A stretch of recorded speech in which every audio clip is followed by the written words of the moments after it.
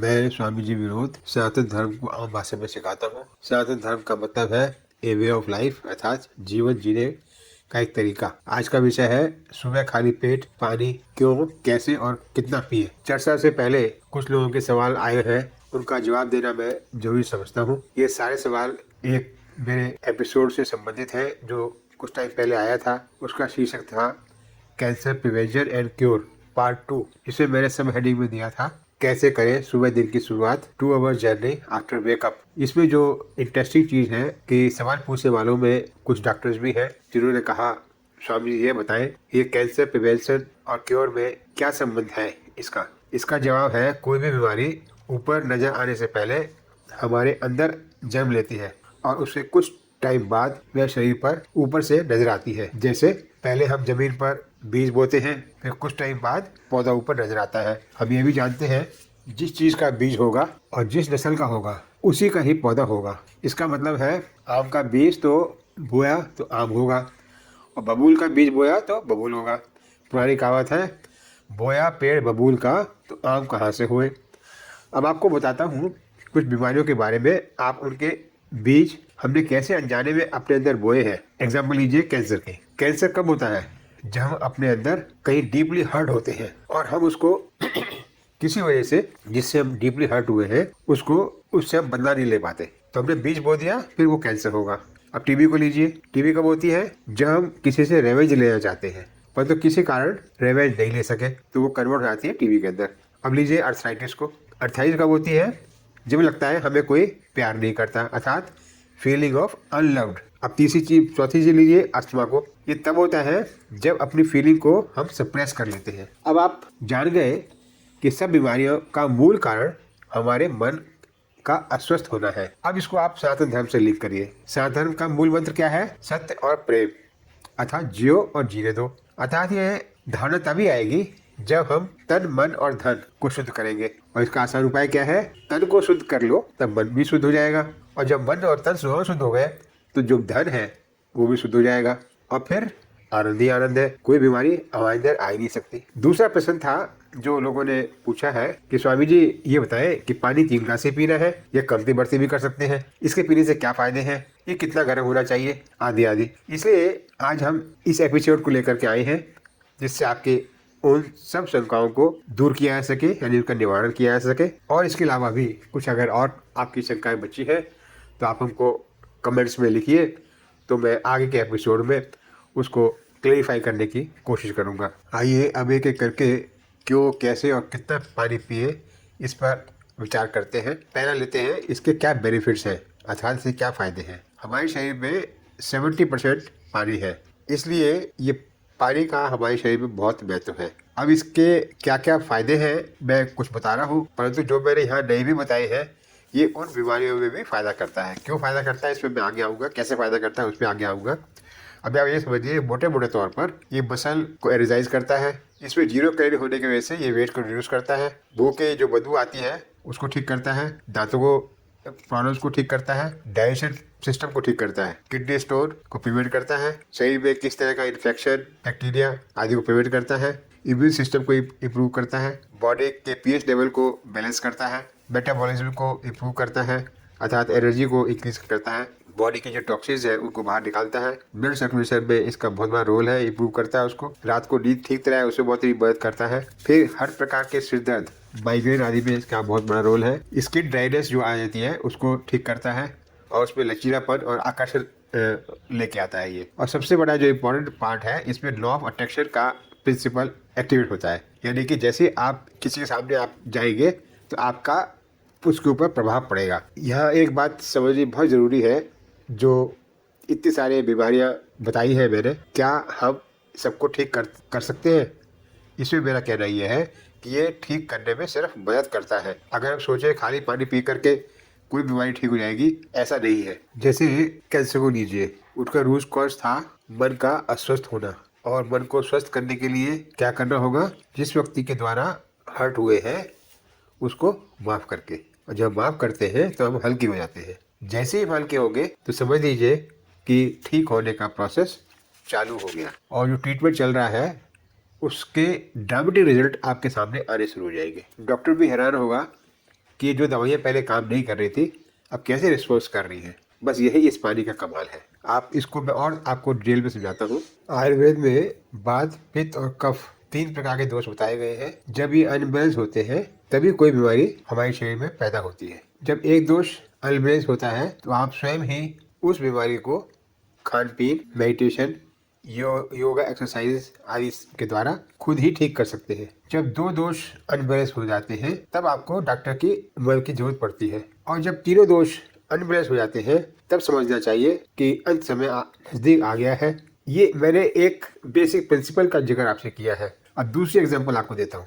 जैसे हमने कहा कि सुबह के टाइम पानी पीने से ये वजन घटाता है। अब अगर खाली आप पानी पीते हैं और कुछ वर्कआउट नहीं करते हैं, कुछ एक्सरसाइज नहीं करते हैं, खान पीन में ध्यान नहीं देते हैं तो वजन आपका कैसे कम हो जाएगा। तो ये आप समझिए कि जो पानी पीना है ये शुद्धिकरण करना है और ये मुख्य रोल अदा करता है किसी भी बीमारी को ठीक करने के लिए या उसकी प्रिवेंशन करने के लिए।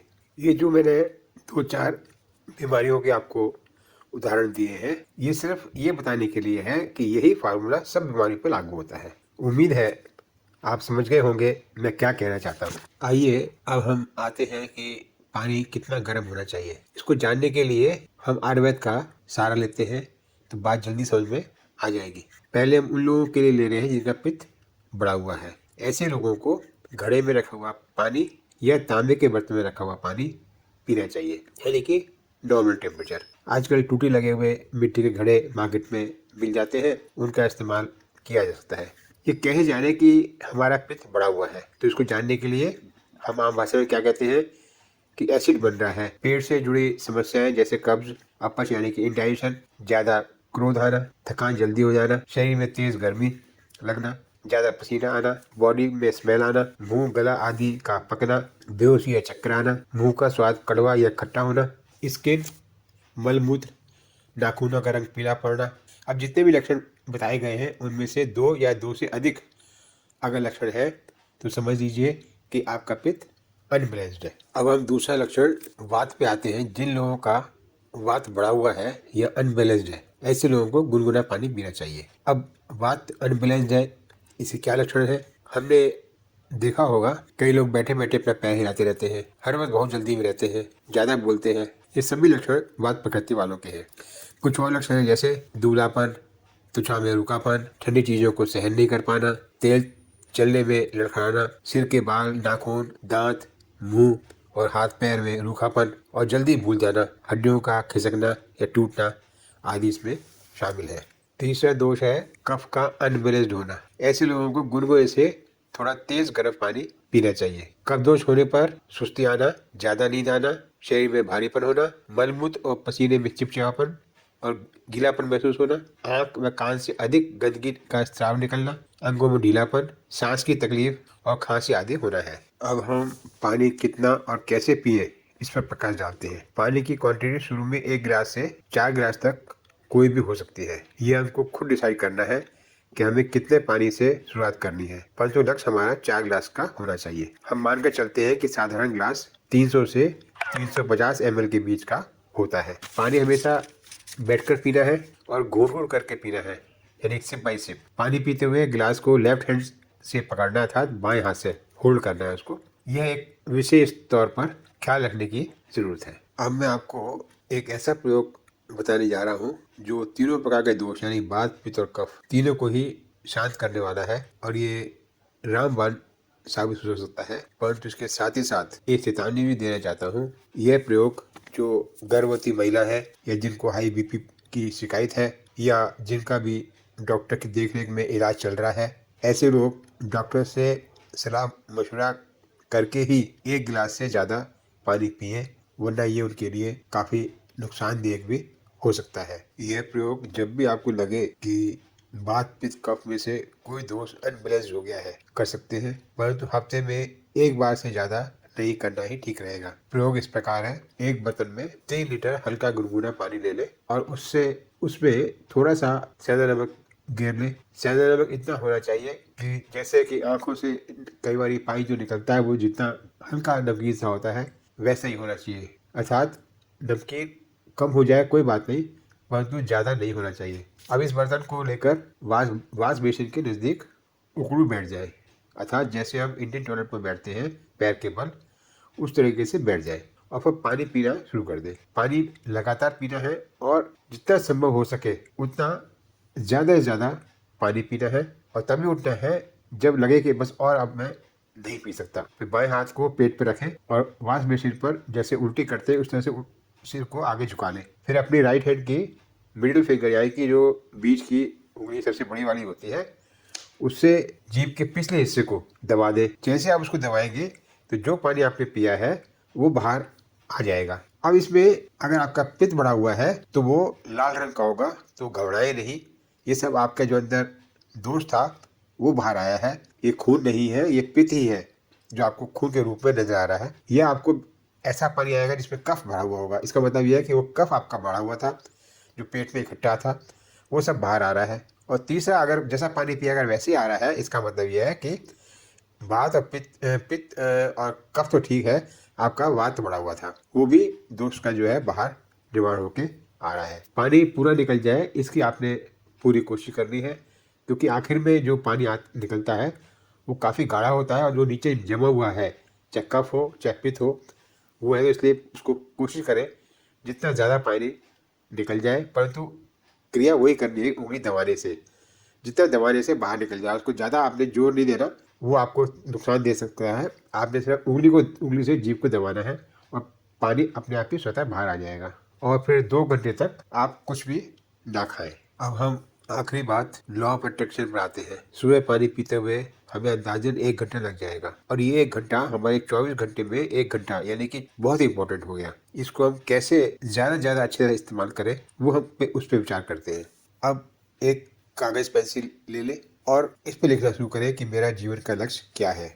अगर लक्ष्य बना लिया है तो उस पर लिख ले कि मेरा जीवन का लक्ष्य ये है, और अगर नहीं बनाया है तो उसे विचार करें कि मेरा जीवन का लक्ष्य क्या होना चाहिए। और आज का 1 घंटा आप इसी बात पे दीजिए कि मेरा जीवन का लक्ष्य क्या होना चाहिए। अगर आपने इस 1 घंटे से पहले ही लक्ष्य डिसाइड कर लिया है तो इस पे विचार कीजिए कि इस लक्ष्य को पूरा करने के लिए मुझे क्या करना पड़ेगा। और अगर आपने ये भी पहले से डिसाइड कर लिया है तो क्या करेंगे आप, आज हमें इसको पूरा करने के लिए क्या क्या करना है, और उसको सिमेट्री वाइज 1 2 3 4 इस तरह से लिख लीजिए और फिर उसको प्रायोरिटी वाइज नंबर दे दीजिए 1 2 3 4। अब उस पर अलग अलग विचार कीजिए कि मैं पहला काम ये करूंगा तो मुझे इसके लिए क्या क्या इन्फॉर्मेशन चाहिए, वो इन्फॉर्मेशन मुझे कहाँ से मिलेगी। मतलब हर सब्जेक्ट को आप स्टडी करें और एक होमवर्क कर लें कि आज का दिन मेरा इस तरीके से निकलेगा। तो आपने जो समय पानी पीने में निकाला वो डबल काम हो गया। एक तो क्योंकि पानी आप पी रहे हैं तो आपके जो भी विचार है वो आपके डीप सबकॉन्शियस माइंड में जा रहे हैं पानी के जरिए, और इस समय का भी इस्तेमाल हो गया। मैं समझता हूँ कि अब ये एपिसोड काफ़ी लंबा हो गया, हालांकि मैंने कोशिश बहुत करी कि इसको जितना छोटा कर सकूँ करूँ। इसे बहुत मेहनत लगी है। मैं आपसे उम्मीद करता हूँ कि आप इसको सब्सक्राइब करेंगे, लाइक करेंगे और शेयर करेंगे, जिससे कि मेरा हौसला और बढ़े, मैं और आपके लिए अच्छे अच्छे सब्जेक्ट्स पे लेके आऊँ। अभी मैं नेक्स्ट जो एपिसोड मेरा आएगा उस पे आएगा कि हमको स्टूल कैसे पास करना चाहिए, यूरिन कैसे पास करना चाहिए। ये बड़ी ऐसे विषय है जिसको कि हम बचपन से करते आ रहे हैं, परंतु ज़्यादातर लोग जानते ही नहीं है कि हमको स्टूल कैसे पास करना चाहिए, यूरिन कैसे पास करना चाहिए। मैं इसी पे ही नेक्स्ट एपिसोड लेके आऊँगा। उम्मीद है आप उसको पसंद करेंगे। मैं फिर आपसे कहता हूँ इसको सब्सक्राइब कीजिए, लाइक कीजिए, शेयर कीजिए। धन्यवाद।